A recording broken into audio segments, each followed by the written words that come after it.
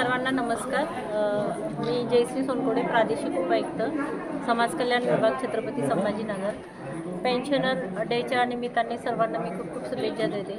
खऱ्या अर्थाने आपण जेव्हा रिटायर घेतो त्यावेळेस आपल्याला काही काम नसतं असं लोकांना वाटत असतं, पण आपण जर आपला वेळ जर योग्य पद्धतीने समाज विकासासाठी आणि स्वतःच्या विकासासाठी जर खर्च केला तर मला असं वाटतं की मोठ्या प्रमाणावरती मित्रमैत्रिणी नवीन आपल्याला मिळतील आणि आपल्याला आपल्या जीवनातला आनंद चांगल्या पद्धतीने घेता येईल असं मला वाटतं। पेन्शनर्स असोसिएशनच्या वतीने आज पेन्शनर डे जो साजरा केला आहे त्यामध्ये छत्रपती संभाजीनगर जिल्ह्यातील सर्व अधिकारी आणि कर्मचारी यांनी सहभाग नोंदवला। अतिशय उत्कृष्ट पद्धतीने काम करणाऱ्या अधिकारी कर्मचाऱ्यांचा इथे सत्कार करण्यात आला। त्याचबरोबर सर्वांच्या सहभागातून हा उत्कृष्ट असा कार्यक्रम आपण इथे घेतलेला आहे आणि असेच कार्यक्रम उत्तरोत्तर होत जावेत अशी माझी इच्छा आहे। या निमित्ताने आपण समाजातल्या लोकांशी संवाद साधतो आणि त्यांच्या विचारांची देवाणघेवाण एकमेकांना होते आणि त्याच्यातून नवीन समाज निर्मिती होते। कुठेतरी भेदभाव जो होतो, स्त्री पुरुषचा भेदभाव इथे समाप्त होतो, जातीयतेचा भेदभाव समाप्त होतो आणि एक ह्युमॅनिटी, एक मानवी कल्याण, मानवी विकास या दृष्टिकोनातून आपण सर्व मानवांना एकत्र पद्धतीने पाहतो। ही एक महत्त्वाची गोष्ट आहे, कारण आपण या सृष्टीवरती जन्माला आलो तर एक माणूस म्हणून आलेलो आहोत। आपल्याला स्टिग्मा हा समाजाने दिलेला आहे, तो आपल्याला स्टिग्मा ही जीवन आपल्याला जगायचं आहे। आपण एक उत्कृष्ट मानव आणि माणूस म्हणून आहोत आणि दुसऱ्या माणसाच्या भावनांची कदर करून, त्याचा संवेदनशील मनाचा विचार करून त्यांच्यासाठी चांगला विचार करण्यासाठी आपलं मन आहे असं मला इथं वाटतं। आजच्या दिवसाच्या कार्यक्रमाला हजर होऊन मला व्यक्तिशः खूप आनंद झालेला आहे। असेच कार्यक्रम होत राहू देत आणि समाजाचा विकास आणि वृद्ध लोकांचा विकास होत राहू, त्यांना चांगलं आरोग्य मिळू, त्यांचं आयुष्य उज्ज्वल होऊ। असोसिएशन अध्यक्ष तथा विभागीय उपाध्यक्ष महाराष्ट्र राज्य या ठिकाणी आज 17 डिसेंबर पेन्शनर डे साजरा होत आहे। या पेन्शनर डेच्या मागे DS नाकारा म्हणून चीफ ऑफिसर होते आणि त्यावरचे चीफ जस्टिस शरद चंद्रचूड यांनी या केसमध्ये असा निर्वाळा दिला की पेन्शनर ही त्यांचे हक्क आहे, हे पेन्शन त्यांना मिळालं पाहिजे, म्हणून 17 डिसेंबर 1982 रोजी हा निर्णय लागला। भारतभर हा पेन्शनर डे आनंद उत्सव म्हणून आम्ही साजरा करतो आहे। आमच्या जिल्हा पेन्शनर असोसिएशन संघटना ही 1988 पासून स्थापन झालेली आहे।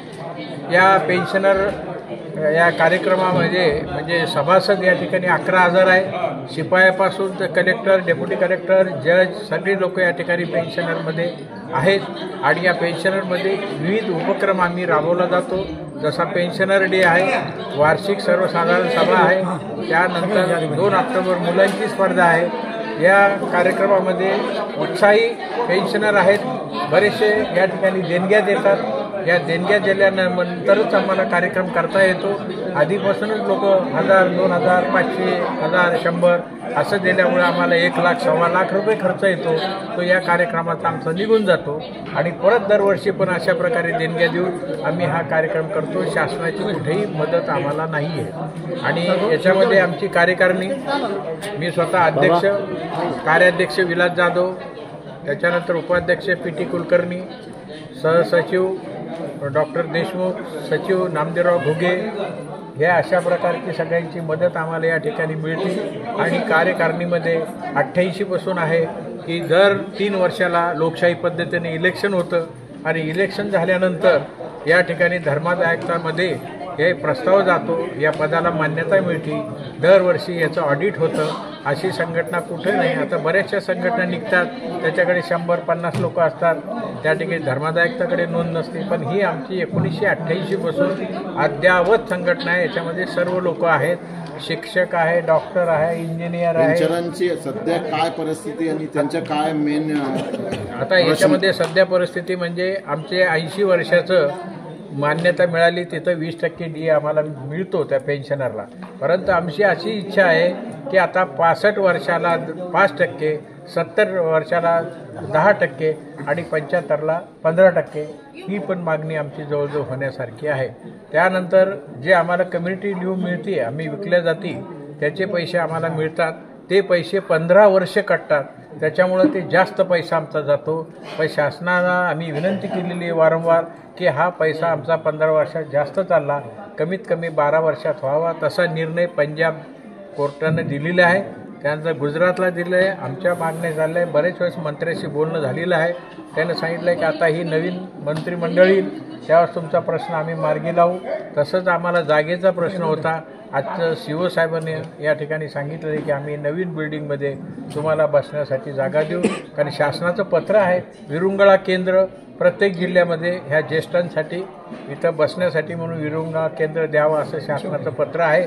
पण आता या ठिकाणी चालू आहे. आजच्या कार्यक्रमाला माननीय मुख्य कार्यकारी अधिकारी विकास मीना, त्यानंतर समाज कल्याण अधिकाऱ्याचे डेप्युटी डायरेक्टर संचालिका,